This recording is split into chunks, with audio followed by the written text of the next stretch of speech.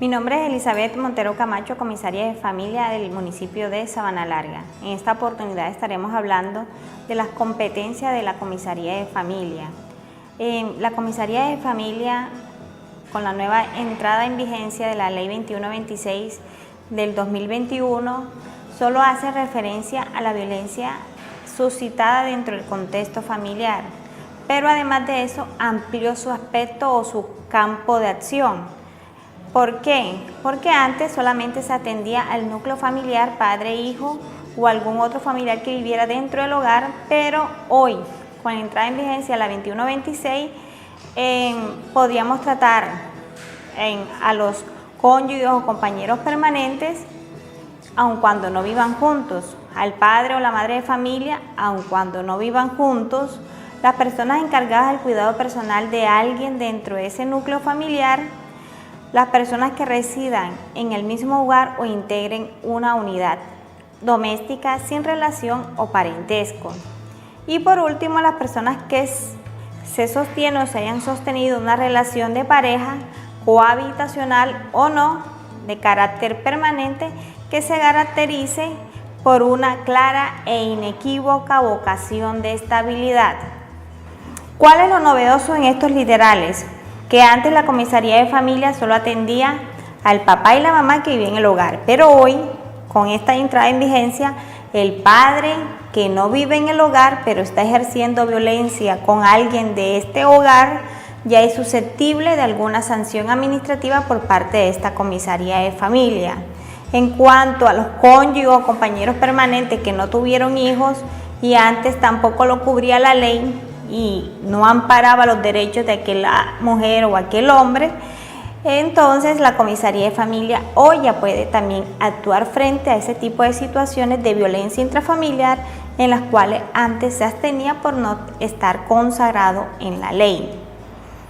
En cuanto a las personas que residen en el mismo hogar y que no tenían una relación de parentesco, ahora la ley lo hace de una forma más taxativa, es decir, aquellas personas que convivan en el hogar, que no son primos, no son tíos, no son pareja, no son padres o hijos, pero están viviendo ahí como un huésped, pero por más de 1 año, 2 años, tienen una convivencia permanente, también la ley los obliga dentro del contexto de la violencia intrafamiliar a tener unas obligaciones, unos deberes.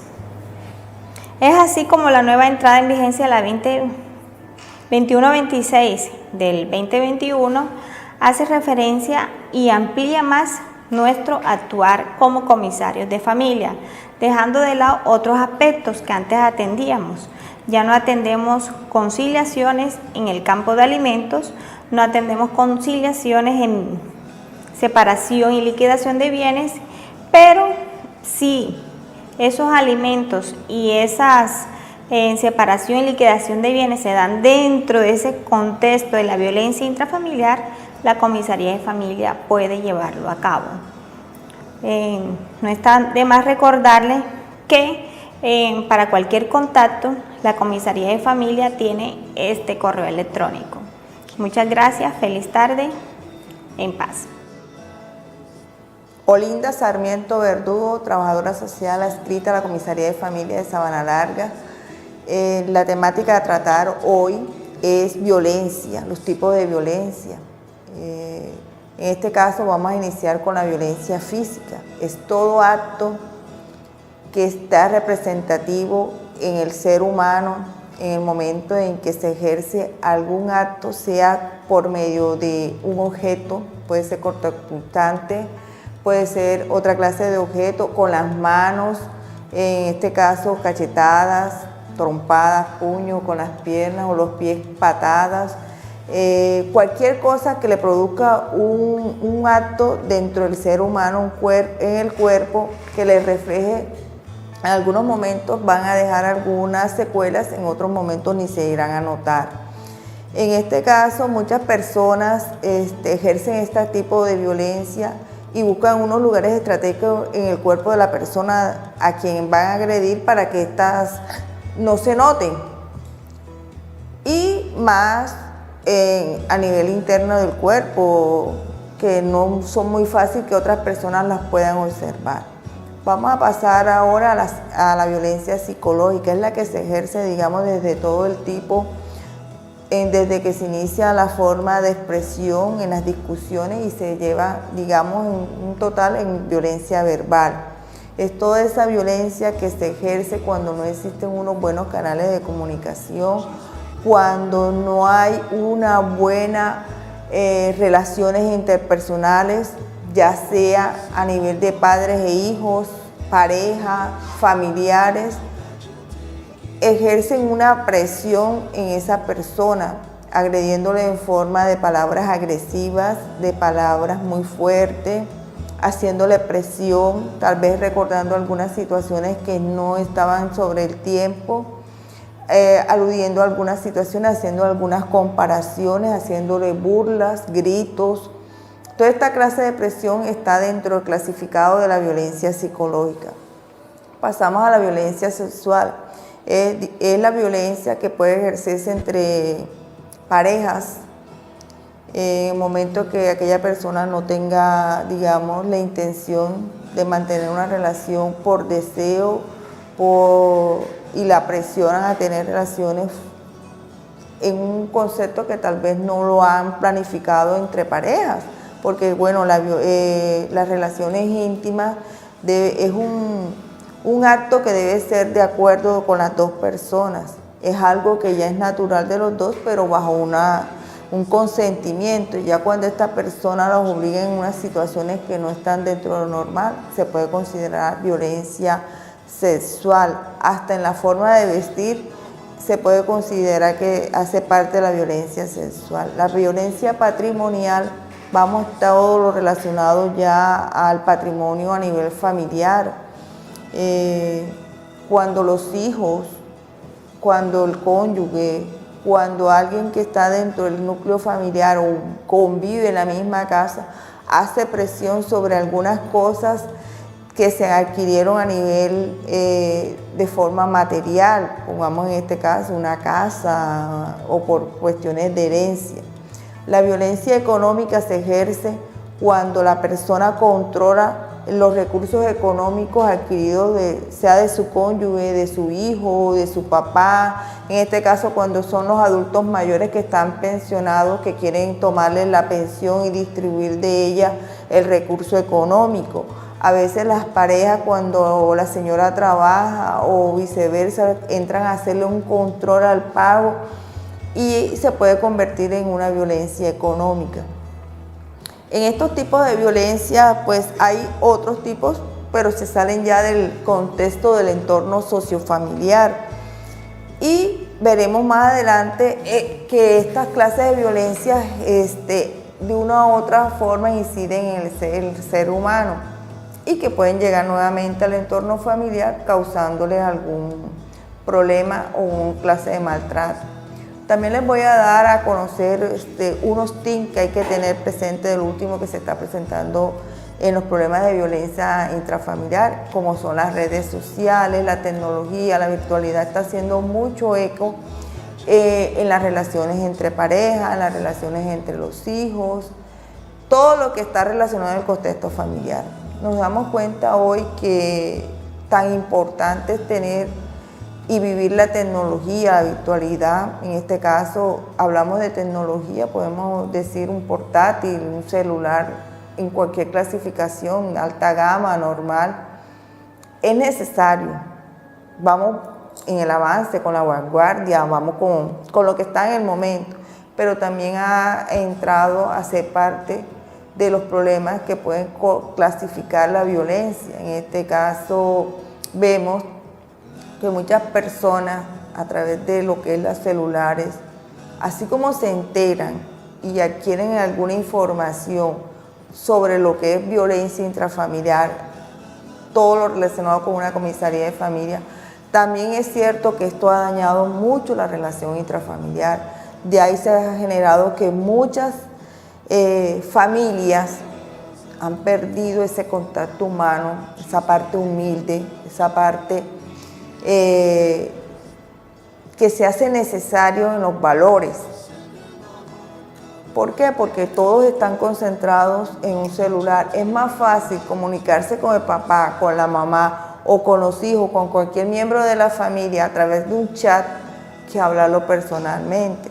Tal vez estamos echando a un lado esa relación de familia, ese componente que es necesario en estos tiempos y que a veces nosotros como padres los hemos tomado a un lado, como son las pautas de crianza. En ese momento, a utilizar unas buenas pautas de crianza, los valores, las redes sociales no llegarían a invadir al núcleo familiar. Se pueden utilizar porque las necesitamos.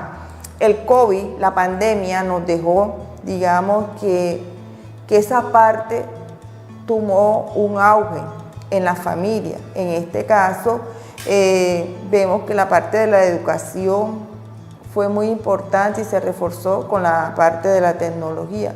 Pero así como se ha reforzado, también ha llegado a la familia en forma negativa. En algunos momentos las mamás han echado a un lado su posición de progenitora con el objeto de que primero es el celular y dejan a un lado tal vez esa crianza maravillosa, ese contacto con los bebés, con los hijos en ciertas etapas de la vida. Los niños se están perdiendo en este sentido por los muchos juegos virtuales que hay, juegos que trae la tecnología, las redes sociales, le están dando a los niños, digamos, una violencia psicológica. Está inculcando en ellos algunos parámetros que no son los necesarios para ciertas edades, como en la etapa de la adolescencia. Vemos que los niños están tomando otro rumbo a lo necesario, porque hoy hay una dependencia total del celular en todas las etapas de la vida. No solamente hablemos de las personas adultas, los jóvenes, los adolescentes, los niños, y hoy en algunos momentos las mamás, con tal de que se hagan las actividades de la casa, es más fácil ponerle el celular al bebé para que el bebé se distraiga con el celular y no quemar esas etapas que se hacen necesarias y que en el futuro podemos generar problemas de violencia intrafamiliar.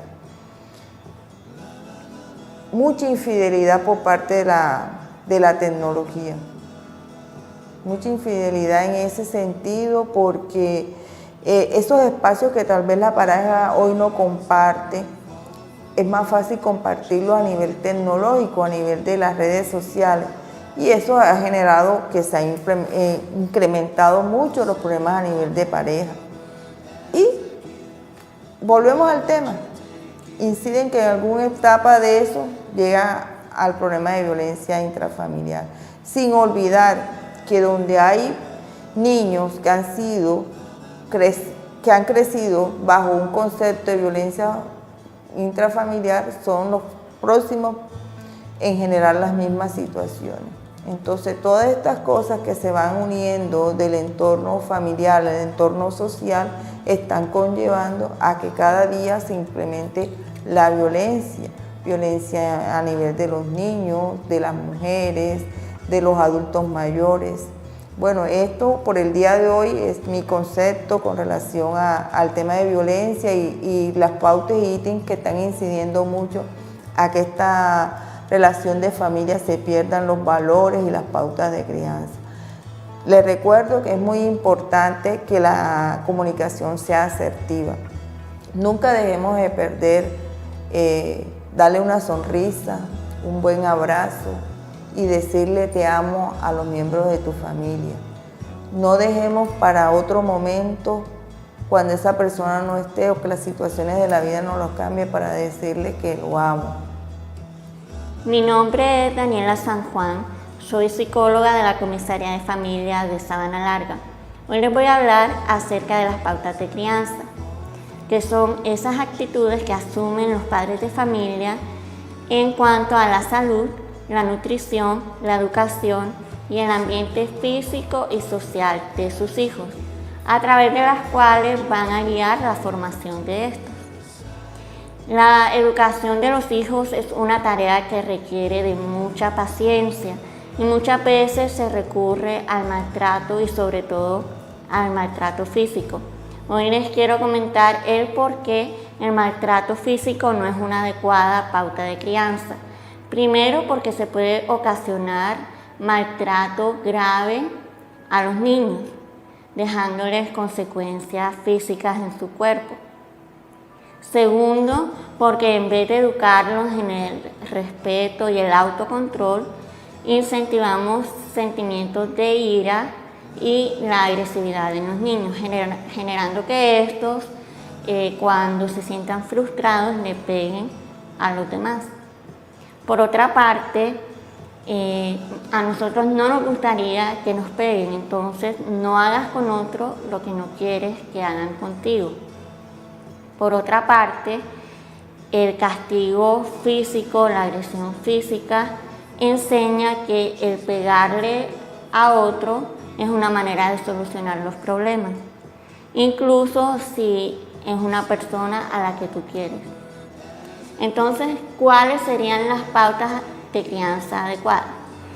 Dependiendo de la etapa se deben tener en cuenta ciertas pautas, pero de manera general voy a comentarles acerca de unos tips, unos consejos que pueden aplicar. El primero es estimular la autoestima en los niños. Es importante que los felicite por sus logros, que le diga lo valioso que son para ustedes y que le exprese su cariño y su afecto, centrándose más en los aspectos positivos que en los negativos. Por otra parte, fomente la escucha y la comunicación asertiva.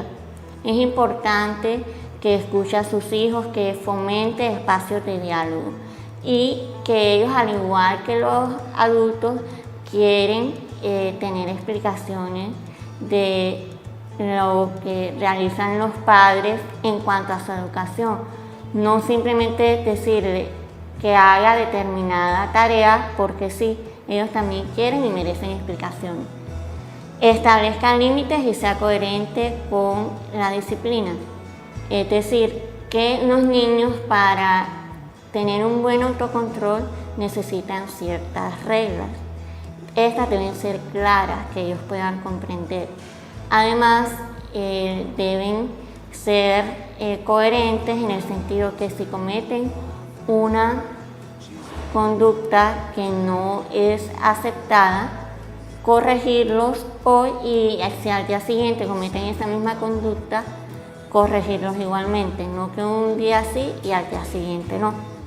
Por otra parte, utilizar el lenguaje positivo, tener en cuenta que para dirigirse a los niños es mejor utilizar palabras como vamos a jugar apenas termines de comer, en vez de no vas a jugar hasta que comas. Es mejor utilizar el lenguaje positivo. Dedicarle tiempo a sus hijos. Esto es fundamental, incluso si son padres que tienen un horario de trabajo bastante exigente.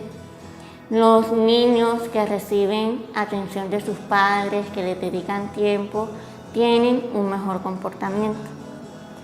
Dar ejemplo, esto es lo principal, porque los niños se van a guiar de la conducta de sus padres. Entonces, si por ejemplo no quiere que el niño diga mentiras, pues el padre tampoco debe decir mentiras. Debe ser el modelo que quiere que su hijo siga. Ser flexible en su estilo de crianza, es decir, llegar a acuerdos con el niño en cuanto a las reglas que van a haber en la casa, y además dejar de lado los deberías. Es decir, para esta edad mi hijo ya debería hacer esto, para esta edad mi hijo ya debería ser capaz de tal o cual cosa. Es mejor tener claro qué es lo esperado para cada edad de su hijo y tener expectativas realistas. Permítanle la autonomía independientemente de la etapa en la que esté. Es importante contribuir a la autonomía de su hijo. Permítale hacer las cosas por sí solo, teniendo en cuenta la edad que él tenga. Esto va a generar confianza en sí mismo y aumentar la autoestima. Por otra parte, reconocer sus limitaciones y errores. nadie es perfecto y los hijos necesitan saber que sus padres reconocen los errores, pedirles perdón, que ellos vean que sus padres también son vulnerables y esto también les va a dar ejemplo a ellos para reconocer sus faltas y errores. Y por último, y considero que es el más importante, es el demostrar su amor incondicional. La tarea principal de un padre de familia no es que su hijo sea ordenado, que su hijo sea respetuoso, que su hijo ocupe el primer puesto. Todas estas cosas se van dando por añadidura, pero la principal tarea del padre de familia es amar a su hijo. Si usted está amando a su hijo, siéntase seguro de que está cumpliendo con su tarea de padre. Y bueno, espero que tengan en cuenta estas pautas de crianza y recuerde que el proceso de educación es un proceso de mucha paciencia y constancia.